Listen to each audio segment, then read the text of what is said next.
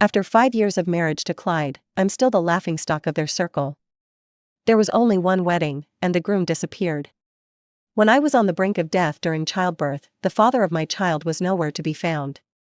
And all of this was because of a girl who loved to cry. Ada. She was the orphan Clyde adopted, and they referred to each other as uncle and niece. But the way he doted on her, and the way she clung to him, always made people feel there was more to their relationship than just family ties. On the day Clyde and I got married, Ada thoughtfully disappeared, leaving only a note behind. Uncle, I've thought about it over and over, and I don't know how to face you after your marriage. So, I've decided to leave. Please don't come looking for me. How could Clyde not go after her? Even when she was at school, he needed to know her every move at all times. And now that she was missing, he couldn't trust anyone else to handle it. He had to go find her himself. The grand wedding that the media had been hyping up was left with just me. But I couldn't leave. Back then, my family's company had hit a rough patch, and Clyde's family had stepped in to help. This marriage of convenience was a mix of genuine feelings and business interests. At the wedding venue, I had no choice but to tough it out until the end, reluctantly seeing off our friends and relatives. I politely and tactfully explained to them that Clyde was just worried about his younger family member. But everyone knew, what kind of younger family member was Ada? She was just a girl Clyde had adopted from an orphanage when he was 20. They weren't related by blood. Now, at 18, she had a mind of her own and had already ruined several of Clyde's relationships. Time and time again, she proved that she was more important than any of Clyde's girlfriends. Everyone knew it, but no one dared to say it out loud, afraid of offending Clyde. But as Clyde's neglected wife, I became the subject of their gossip and ridicule. Leslie can't even compete with that little girl, and she dares to call herself the most beautiful woman in City A. Once that girl grows up a bit more, Leslie will have to step aside. I endured these rumors for 5 years. Our daughter is now 5 years old, and Clyde has never mentioned divorce. But one thing remains unchanged: Ada will always be his top priority. I'll never forget the day I gave birth to our daughter. I was in so much pain, screaming and calling out his name. But he never showed up. He didn't see me at my most vulnerable, nor did he witness the first moments of our daughter's life. That day, he was at Ada's graduation ceremony. He presented her with flowers in front of everyone and was even invited to give a speech. Everyone envied Ada, saying she was the apple of Clyde's eye. I've forgiven Clyde many times. But the one thing I can't forgive is how he neglects our daughter because of Ada. Our daughter, Nina, is now 5 and in kindergarten. But her father has never once picked her up or dropped her off. I brought it up with Clyde, but he thinks it's unnecessary. The whole world knows he's busy, running a massive business empire, with no time to spare. Besides, we have drivers and nannies. Why should he waste his time on something like that? Yes, spending time with his daughter and building a relationship with her is a waste of time for Clyde. But I know that when Ada was in school, Clyde made time to pick her up and drop her off every day. How did he have so much time to waste back then? That night, I confronted him for the first time. Clyde, if you love that girl so much, why don't you divorce me and marry her? What kind of relationship do you two even have? He was furious and slapped me across the face. What nonsense are you spouting? It was the first time he had ever laid a hand on me. 5 years ago, when he showed up late after I gave birth to our daughter, I hurled the worst insults at him, but he just held my hand and apologized. But when it came to Ada, What? Does it make you sick too? I threw another insult at him, matching his slap with one of my own. In the end, he clutched his face, stormed out, and didn't come back all night. The news of Clyde hitting me reached my parents, who were retired abroad. Over the years, our family's business had gradually shifted overseas. Our marriage to Clyde had been a business arrangement. But now, there was no need for it anymore. How much longer are you going to drag this out? With the child still young, it's better to divorce now. I looked at the red mark on my face in the mirror and finally felt defeated. Don't worry, I've already contacted a lawyer. These 5 years might as well have been wasted on a dog. Just as I was discussing the draft of the divorce agreement with my lawyer, Clyde called. What time does Nina finish school? I'll pick her up. I laughed. Nina finished school an hour ago. She's already had dinner. Hearing this, Clyde fell silent. After a long pause, just as I was losing patience, he finally said, "I'm sorry about yesterday. I felt nothing." Noted. The damage was already done. What good is an apology now? Clyde didn't give up. The next day, he picked up Nina on time. Father and daughter came home laughing and chatting. Nina excitedly told me, "Daddy said we're going on a family trip during the holiday. Mom, I want to see the desert. I want Daddy to carry me while we ride camels. Please, can we?" The holiday was just 2 days away, and a trip wouldn't interfere with the divorce. I didn't want to disappoint Nina. I said, "Okay." Nina was thrilled. Clyde also seemed relieved. He probably didn't want to feel guilty. But unfortunately, our family trip never happened. Clyde cancelled at the last minute. Apparently, Ada had left without a word and gone abroad. He had no choice but to chase after his little girl. That morning, Nina sat on the front steps with her little suitcase, crying uncontrollably, refusing to listen to anyone. At the same time, my mom's chronic illness flared up. Worried about her, I booked tickets and decided to take Nina with me to visit my mom. Before leaving, I left the divorce papers for Clyde. But at the airport, we ran into each other. I walked up to Clyde and told him, "Nina and I are going to visit my mom. We might not be back for a year or two. Don't joke around." Clyde glanced at me dismissively, his tone impatient. The airport announcement echoed, signaling that both our flights were about to depart. Just then, Clyde's assistant rushed over and told him, "Miss Ada is on that flight. You can still catch her if you hurry." Hearing this, his expression softened. He turned back to me and said, "Take care of Nina.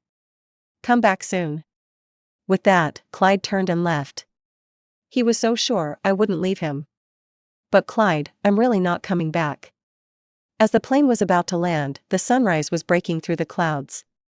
The past was behind us. Everything was about to start anew. It felt like a good omen. After landing, my brother Devin picked us up.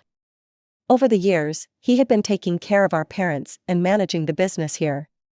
I had asked my parents to keep it from him, so he didn't know about Clyde slapping me. If he had known, he probably would have killed Clyde. But even so, when he found out I was getting a divorce, my brother was thrilled. "You should have divorced him a long time ago. That guy was never the right match for you. We never should have agreed to that business marriage." He had a point, but a multi-billion-dollar deal wasn't something to take lightly. Besides, I had loved Clyde. He was willing to marry me, and I was willing to marry him. But now, I regretted it. "Do me a favor." "What?" "Find me a few men. Strong ones." Devin was visibly startled. "Is Nina asleep?" "Obviously. If she weren't, I wouldn't be saying something like this. Clyde may deserve to die, but he's still Nina's father. Beating him up isn't something Nina should know about, and you're not allowed to mention it." "Devin, sorry, I think I misunderstood." "Me." Once we got home, I finally relaxed. My mom was in good health. She had only faked her illness to get me to come see her sooner. My parents were heartbroken about my failed marriage and spent a long time comforting me while cursing Clyde. The scolding only stopped when Nina woke up. They doted on their precious granddaughter before finally getting to the main topic. "You're not going back, right? Take some time off and help Devin at the company?" "Right, there are plenty of talented young men there too." They spoke with enthusiasm. I didn't argue. I knew they just wanted me to experience some sweetness after all the bitterness I'd endured. At that moment, Nina looked up at them with her big eyes and asked innocently, "Are you finding me a new daddy?" "No, Nina." I thought Nina might be upset and quickly tried to explain. But to my surprise, the little girl suddenly clapped her hands. "Yay! Nina wants a new daddy." I was both amused and exasperated. Did she even understand what a new daddy meant? A new daddy is mommy's new husband. My classmate has a new daddy, and she says he's really nice.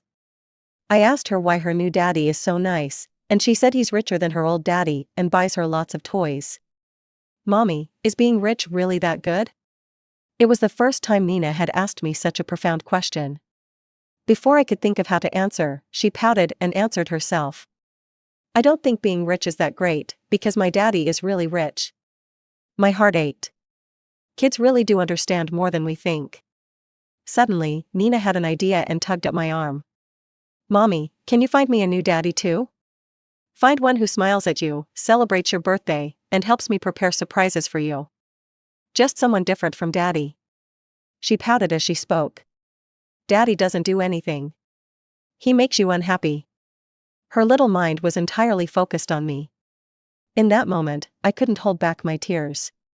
My precious girl. Having you is enough for me. After a few days of rest, I started job hunting.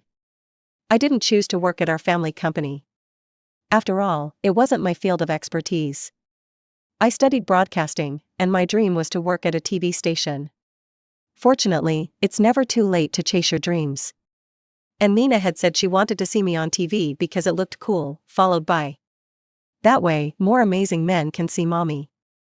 Thanks to her little mouth, I ran into two men shortly after joining the TV station. One was a colleague, a local rich kid. He said he fell for me at first sight.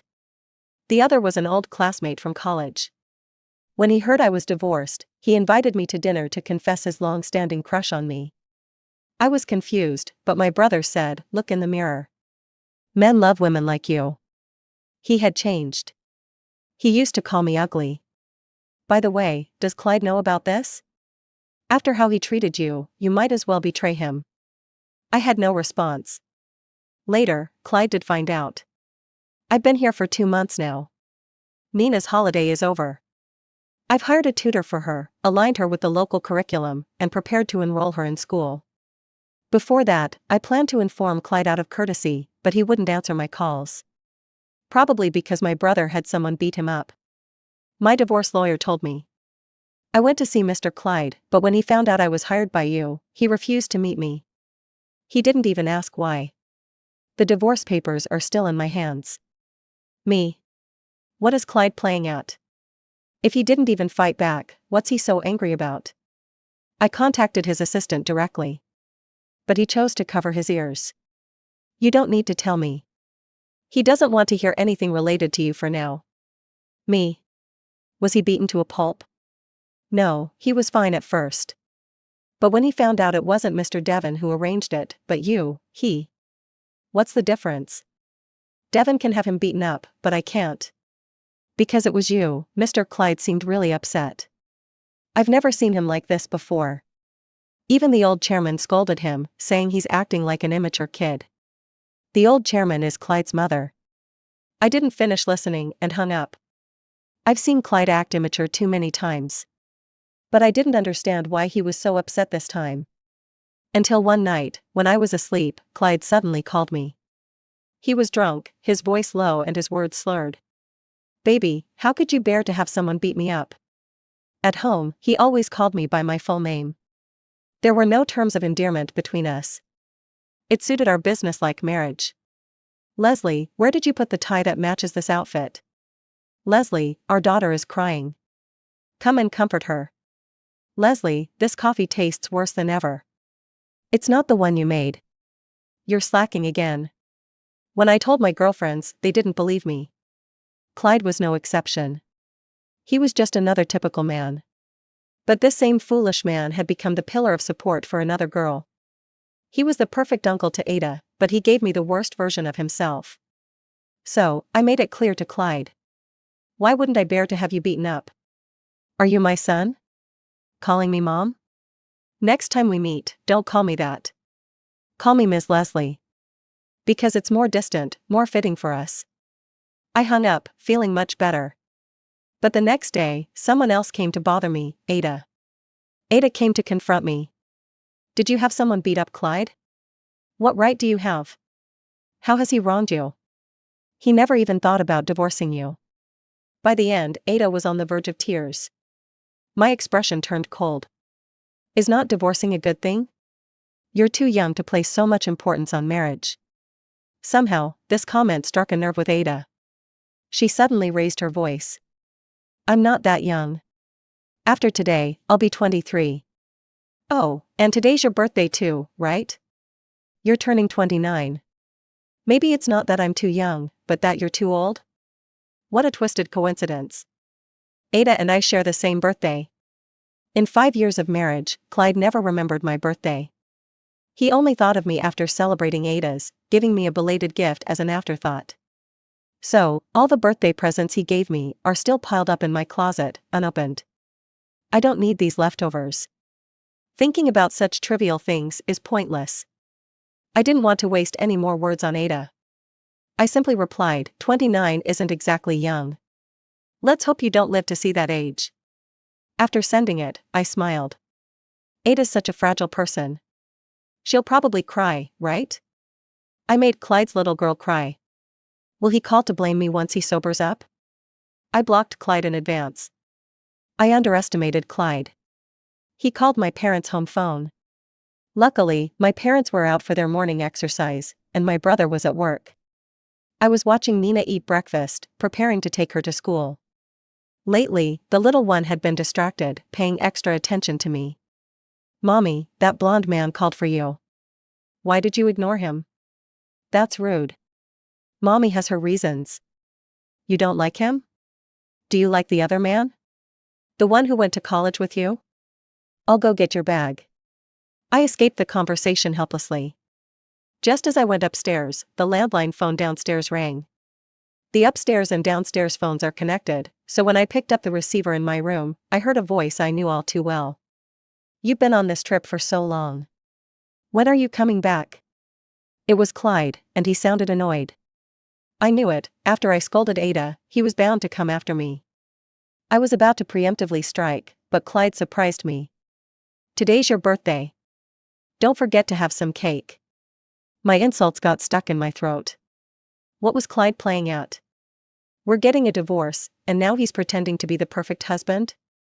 I was about to mock him when I heard another voice through the receiver. Nina had picked up the phone downstairs. Daddy, are you looking for Mommy? She's not home. But I was home. I was confused about why Nina would lie, but then she suddenly spoke in a serious tone. But Daddy, you're really disappointing. Mommy doesn't like cake. You don't even know that, but the blonde man does. I never knew my daughter was so sharp and observant. Clyde's voice was hoarse. Who's the blonde man? Nina huffed, her tone full of warning. One of the new daddies I picked out.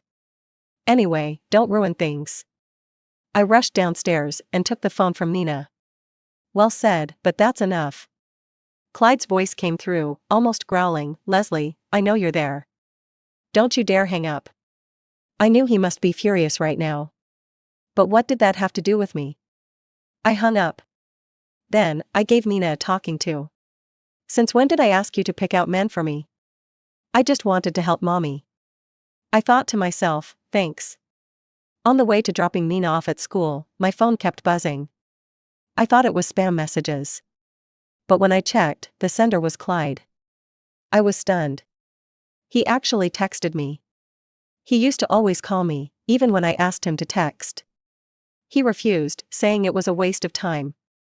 But with Ada, he'd stop mid-meeting to reply to her texts. So, I didn't even read it. I just deleted it. I didn't need it before, and I certainly don't need it now. After dropping Nina off at kindergarten, Clyde finally called. I answered. Why didn't you read my message? Waste of time. He was speechless. Are you still mad at me? No. I'm coming back tomorrow. I'll transfer all my shares to your name. Your lawyer keeps contacting me. Why? If you're worried I'll give my assets to Ada, don't be. Come back, and I'll give everything to you. How generous. But I know Clyde too well. He grew up surrounded by money. The one thing he doesn't care about is money. Clyde, you've misunderstood. My lawyer isn't contacting you for money. It's because I want a divorce. As soon as the words left my mouth, Clyde's breathing stopped. The air seemed to freeze. I thought. He'd be happy, right? If he loves Ada, he can finally be with her. If he doesn't, it doesn't matter. He'll be free. From now on, he can spoil whoever he wants. I won't care. I waited for his agreement. But after a long silence, Clyde's gloomy, low voice came through. Have you really fallen for someone else? Leslie, you're cheating. Divorce? Don't even think about it. He hung up. Clyde met with my lawyer and tore up the divorce papers. I don't know what he did, but my lawyer quit on me. No lawyer in the country would take my case. The next time I saw Clyde, he had come to Country A. On the day I got off work at the TV station, my senior colleague asked me out to dinner. He had helped me resolve a work crisis last time, so it was my treat. I had already booked a restaurant. But I didn't expect. As we walked out of the TV station, chatting and laughing, Clyde was standing by the street. He was wearing a black trench coat, his handsome face and tall figure drawing the attention of many local girls. That face had once attracted me too. But now, I hated it. I pretended not to see him. Senior, let's go eat. Before I could finish, Clyde blocked our path. Leslie, I won't say it twice. Come back with me. Who are you to order me around? My senior colleague stepped in front of me, shielding me. She doesn't want to talk to you. He was too naive. He thought Clyde was some reasonable, kind-hearted guy. But I saw Clyde's clenched fists, veins bulging. I sighed and stepped in front of my senior, shielding him, and looked up at Clyde. If you dare hit him, I won't mind having someone beat you up again. Clyde's face turned completely dark. Fine. Leslie, you're treating me like this for someone else. He stared at me, his eyes red. He always believed that what was his would always be his. Even if he didn't like it, no one else could take it away. But Clyde, the world doesn't revolve around you. Clyde didn't come looking for me again. At the same time, the two suitors at the TV station stopped asking me out to dinner. It wasn't that I wasn't used to it, I was worried Clyde had threatened them. So, I subtly asked for the reason. And the answer was, Leslie, I'm sorry. Actually, we were asked by your brother to boost your confidence. Your brother was worried you'd get depressed over love. Since you wouldn't actually fall for us, we just flirted a bit to cheer you up. Oh, and by the way, the third guy is already on his way. 5 minutes later. I ran into the third suitor in the elevator. He was a famous architect, steward, and a guest on our TV station's interview show. Handsome and talented. But not very tactful. He greeted me as soon as he saw me. Ms. Leslie, nice to meet you. I was just an intern. How did he know me? He must be the third suitor my brother had enlisted. Nice to meet you too, but let's stop here, okay? What? You're our interview guest. I don't want any rumors. It'll affect my professional image. What? Keep pretending.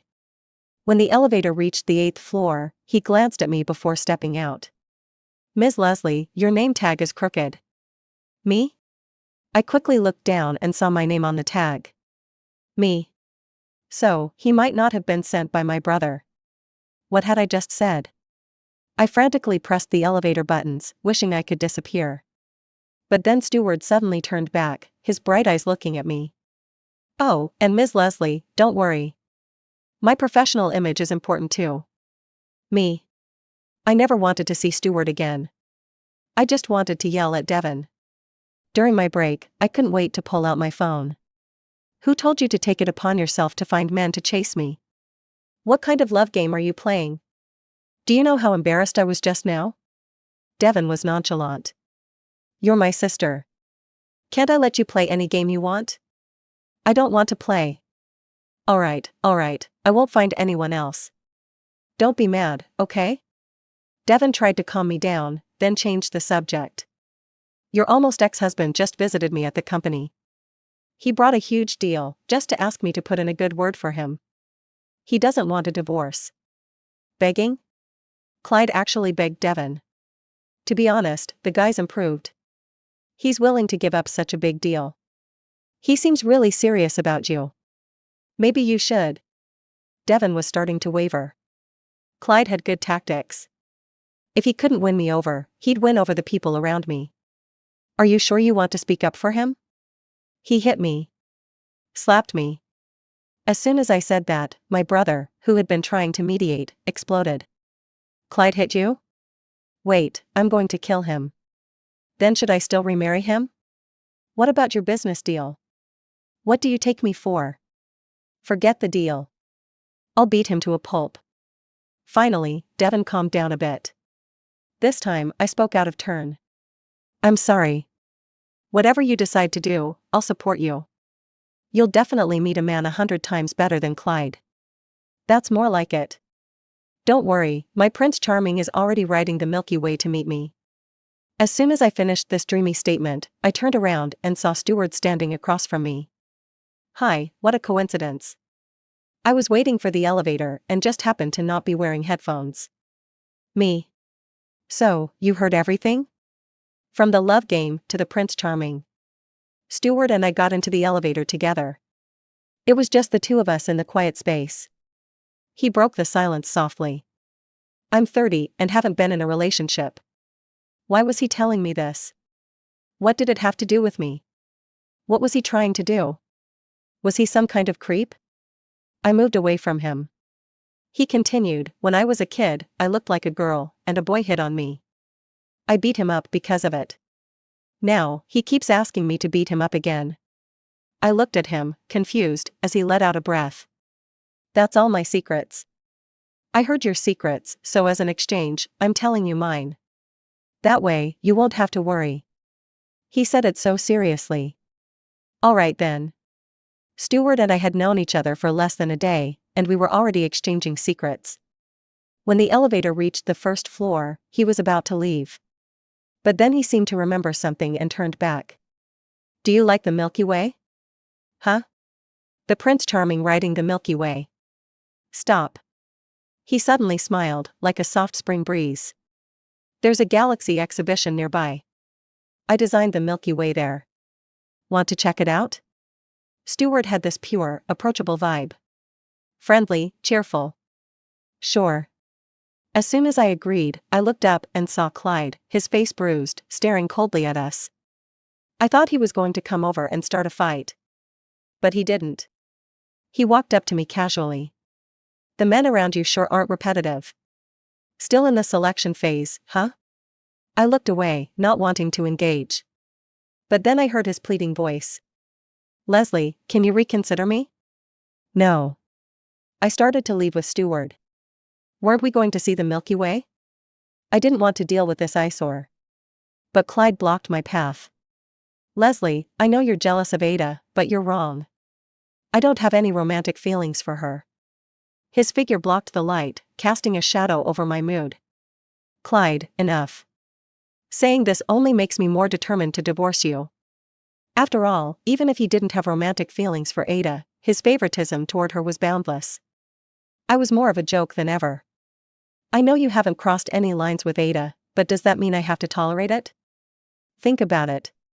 How many important moments have you missed because of Ada? Our wedding, Nina's birth, the times I needed you most, you were never there. I caught a glimpse of Stuart's shocked expression. Did he think I was pitiful? But I didn't want to be pitied. I steadied my gaze, looking at Clyde with complete calm. Let's get a divorce. Let's free each other. I pleaded with Clyde. But he pleaded with me too. Leslie, I'll change. Please don't stop loving me. Clyde was actually begging me to stay. Why? He clearly doesn't love me. If he did, he wouldn't have abandoned me time and time again. Maybe he just needs me in his daily life. Without me, he can't get his coffee just right. Ada depends on him, and in some ways, he depends on me. I should have realized this sooner, but I kept holding on to hope. Clyde, I don't want to say this again. Let's get a divorce. I turned away, no longer looking at him. I'll print out a new divorce agreement for you. Clyde still wouldn't let go. He gripped my wrist so tightly it hurt. You're hurting her. I heard Stuart's calm reminder. Clyde didn't even acknowledge him. Get lost. If I leave, who's going to educate Mr. Clyde on the law? Mr. Clyde should know that in a marriage, if one party wants a divorce, the marriage can be dissolved. Compared to Clyde's barely contained rage, Stuart was calm and composed. But the more he acted like this, the more he was testing Clyde's patience. Clyde finally let go of my wrist. Seeing the red marks, he reached out to touch them, but I pulled away. Is he your new boyfriend? He flexed his wrist. I knew what he was about to do. Stewart was just trying to help. I didn't want an innocent person to suffer because of me. So, I stepped in front of Stewart. Bang! A passerby suddenly bumped into me. The impact was so strong I lost my balance. Careful! Stewart reached out and caught me by the waist. We were close. As I turned my head, my lips brushed against his. An unfamiliar sensation. Warm. Soft. Oh. The crowd around us erupted in cheers. I wasn't sure if they were praising Stewart for his quick reflexes or just enjoying the spectacle of a kiss. Stewart and I were surrounded by more and more people. Clyde was pushed far away, and I could only see him trembling with anger. Finally, I grabbed Stewart's hand, and we ran away from the crowd. We went to see the Milky Way. I'm sorry, that was an accident, I apologized sincerely. But Stewart didn't seem upset that I'd accidentally taken his first kiss. It's just a physical thing. No big deal. I couldn't help but laugh. At the Galaxy exhibition, Stewart proudly introduced his work to me. When I was a kid, my grandma told me the story of Orion and Artemis. Myths are so beautiful and romantic, he said wistfully. But sorry. I'm allergic to romance right now. Have you heard the full story? Orion stole Artemis' bow, and Artemis lost her freedom, forced to stay on Earth. No one knows if Artemis really wanted that. You all focus on the romance, but no one cares about Artemis suffering. Oh. I never thought about it from that angle. He was visibly embarrassed, his face turning red again. It's fine. It's just a myth. Everyone interprets it differently. That's normal. I felt like Stewart was too easy to tease, and I didn't want to bully him. But he took it seriously. No, I was wrong. It's not that serious. Thinking about it, being a goddess is probably easier than being a wife. He pondered this seriously, then looked at me apologetically. If you hadn't said that, as a man, I probably wouldn't have thought of it that way. I shook my head. There was no need to apologize. After leaving the exhibition, I had to go pick up Nina. Stewart suddenly called out to me. Ms. Leslie. I hope you become a free Artemis. And congratulations in advance on your divorce. I was stunned. Because of the divorce, many people felt sorry for me, cared for me. But only Stewart wished me happiness in my divorce. I thought Stewart and I wouldn't cross paths again. But then the TV station had another celebrity interview. This time, it was for top figures from various industries. The task fell to me, and I made countless calls. But I was new to Country A and didn't have many connections. I had no choice but to ask Stewart again. He was handsome, serious, and polite, exactly the type girls liked. Luckily, he agreed. When I told my boss, they were surprised. Isn't he super busy lately? But he agreed so easily. Oh no. Did he just not know how to say no to me? I thought that after the recording, I'd have to thank him properly. So, when my boss told me to find a backup, I refused. It felt disrespectful to Stewart. But on the day of the recording, he didn't show up. With only 15 minutes left, his phone was unreachable. My boss was furious. You didn't even find a backup? I thought you were so confident, but look what happened. Stewart's busy with his architectural designs. Did you really think he'd come just because you asked? I was scolded mercilessly, but I didn't feel too disappointed. This wasn't the first time I'd been stood up. Clyde had stood me up for 5 years. Stewart wasn't even my boyfriend. He didn't owe me anything. He was so busy, he probably forgot. Just as I was thinking this, a colleague suddenly informed me, Stewart's here. But he arrived on crutches. Apparently, he'd been hit by a bus while riding his bike and broke his leg. Why didn't you drive? I was in a car accident 3 years ago. I'm scared of driving. Stewart smiled, still cheerful. It's fine. I'll just sit during the interview. It won't affect anything. I felt even worse. You could have just called. We would have understood. But I didn't want to let you down. You invited me to be on TV. That's an honor. How could I not show up? Stewart's face turned red again. You're lying. You heard me arguing with my ex-husband, and you know he always stood me up. So, you wanted to make it up to me? He froze. How did you know what I was thinking? Because you're an angel. I gradually became interested in the angel. I quietly followed his social media accounts. His posts were as comforting as he was. He loved sharing things about nature. Clouds. Birds. Pugs, stray cats. I searched his name online, and aside from his numerous achievements, there was a cute little news story. On a rainy day some years ago, he was spotted crouching by the roadside, holding an umbrella over a stubborn cat that refused to move. This scene was captured by a reporter and posted online, warming the hearts of many. Maybe he really was an angel. For a moment, I was lost in thought. My phone fell to the ground. As I reached to pick it up, a large hand swept past me. I looked up to see Clyde holding my phone. He looked at me, pretending to be gentle. What are you looking at? Smiling so happily, is it a photo of us? We didn't have any photos together. The only wedding photo we had was lost due to Ada's carelessness. Both the negatives and the originals were gone. I couldn't be bothered to argue. Give me my phone. Before I could finish, Clyde's expression changed completely. You're looking at him? I snatched my phone back. What's it to you? Steward's personal account had already logged out. On the screen, I saw a photo Clyde had posted. Our wedding photo from 5 years ago.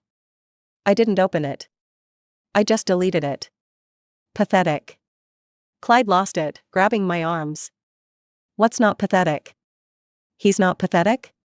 Leslie, tell me, you're only looking at him to make me jealous. I broke free from his grip. No. I might be ready to start a normal relationship. Even if it wasn't with Stewart, it would be with someone else. In any case, I wouldn't let Clyde ruin my life forever. Is that so? But we have a daughter. Leslie, you can marry someone else, but Nina's custody has to go to me. My heart sank as I stared into Clyde's determined eyes. No, Nina will only choose me. What if I insist? Your family's business has moved abroad, but you still rely on domestic suppliers. You wouldn't want your family's company to collapse, would you? Clyde thought he had me cornered. But he forgot. He had a weakness too. I contacted Ada and told her everything about how Clyde was pressuring me. This was a headache for me. For Ada, it was a nightmare. No way.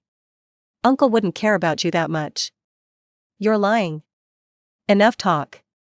Can you get him to go back or not? As long as Clyde returned to the country, both Ada and I would feel at ease. That night, news came that Ada had attempted suicide. She was even admitted to the ICU. I bet Clyde would go back. After all, it was Ada. Compared to her, Nina and I were nothing. But the next day, when I went to pick up Nina from school, Clyde was standing at the gate, chatting happily with Nina's teacher. Surprised to see me? Disgusted. I said it outright. His smile instantly faded. Nina was there, so I didn't make a scene. I'm taking Nina home. Back to the country? Home is where Nina belongs. Clyde spoke softly, trying to sway me. Then, he picked up Nina. Sweetheart, do you want to go home with Daddy? I prepared lots of toys for you. When you're on holiday, we'll go see the desert together. Didn't you want to see camels? Daddy promises, from now on, I'll spend more time with you. He gave me a deep look. I remained unmoved. As for Nina, she probably wasn't a match for Clyde. I reached out to take Nina back. But Nina struggled to get down. I don't want to see camels anymore. Wherever Mommy is, that's Nina's home. What about Daddy? Our house has plenty of rooms. You can stay, but only if Mommy agrees. Clyde was speechless for the first time. He let Nina slide out of his arms and returned to me. It felt like I'd won a battle. See? Clyde, you can't force this. Clyde's eyes dimmed. Nina and I went home. Mommy, there's a man at the door. Is he your friend? I looked over and saw it was Stewart. Is he your boyfriend? Nina asked excitedly.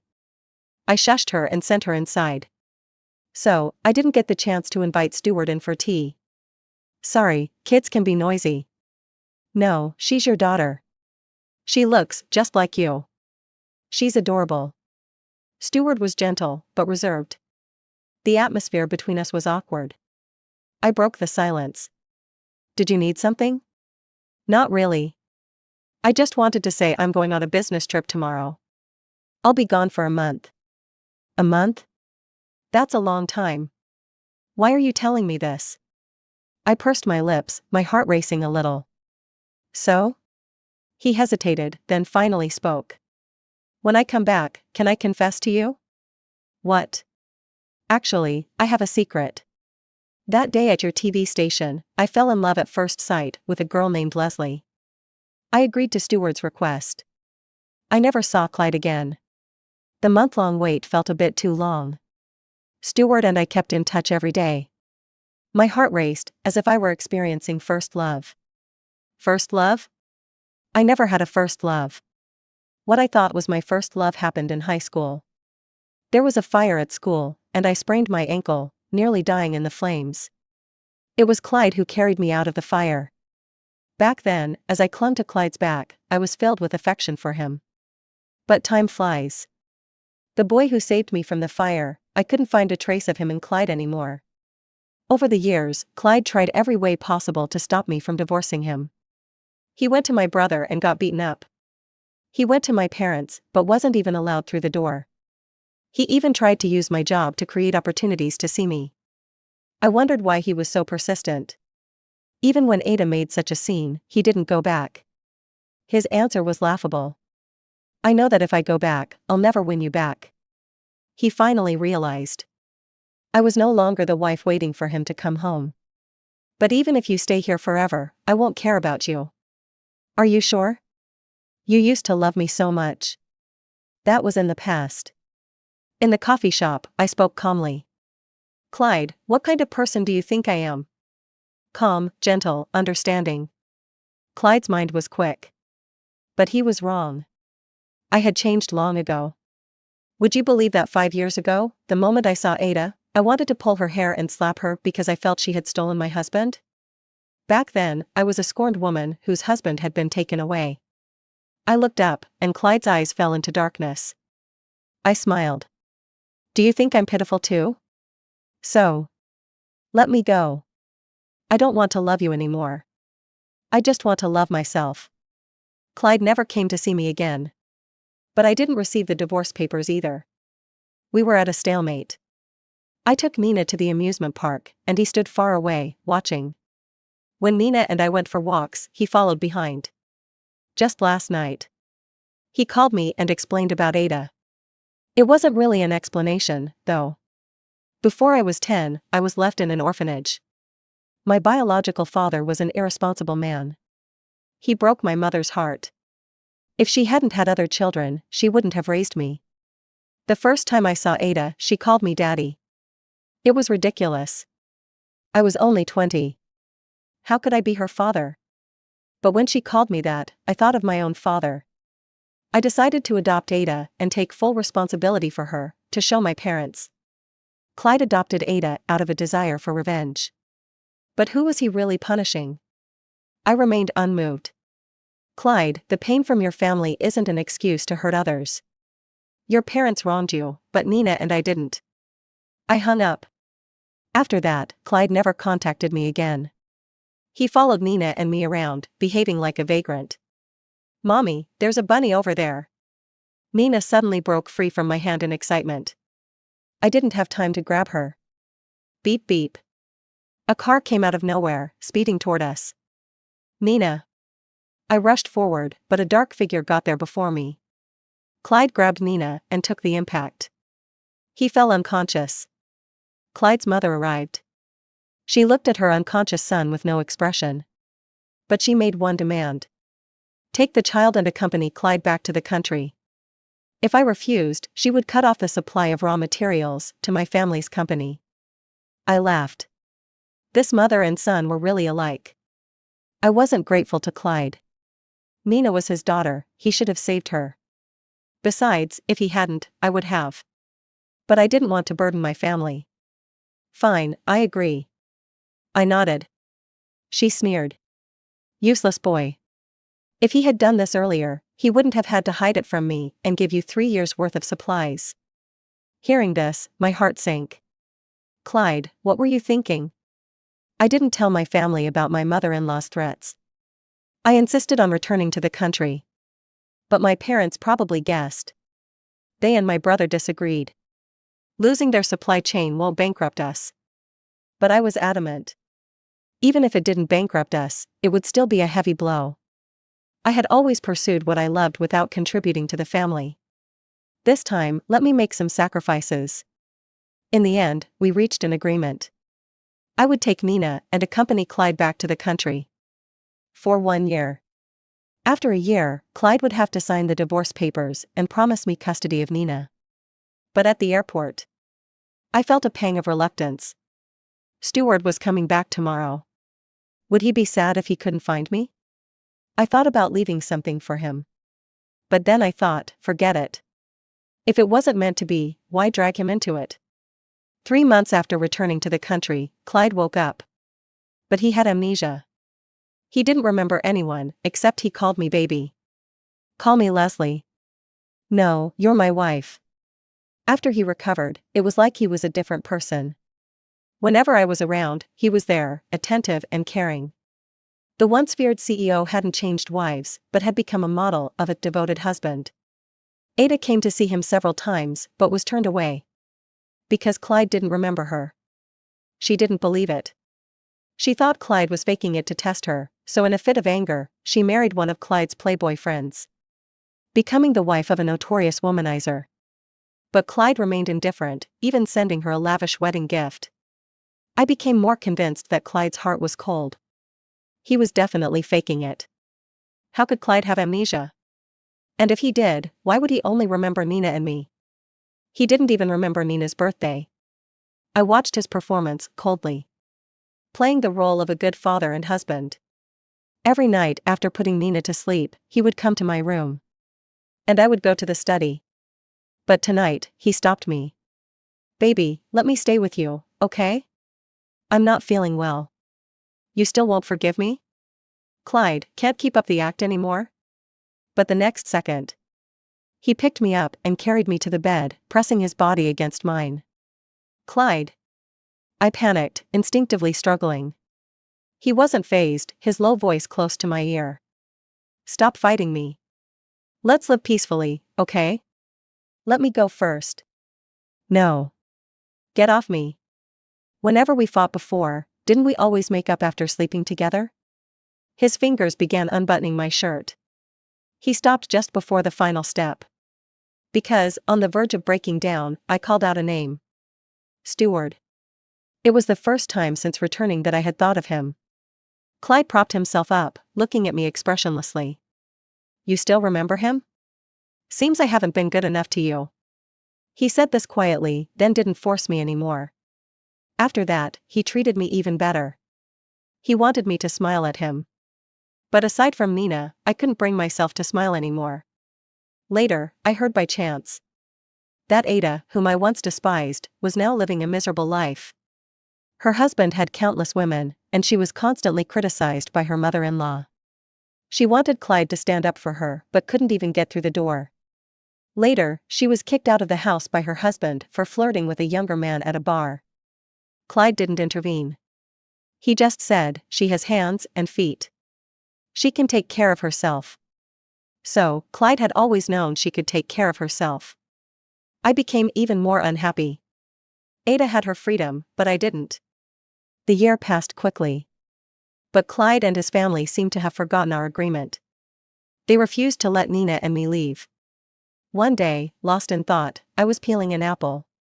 When Clyde came home, he saw me with blood all over my hands. He looked horrified. Leslie, who said you could hurt yourself? I had hurt myself, but it wasn't a real attempt at suicide. Often, to get something, you have to pay a price. So, I got the divorce papers. Leslie, I'll let you go. Take Nina with you.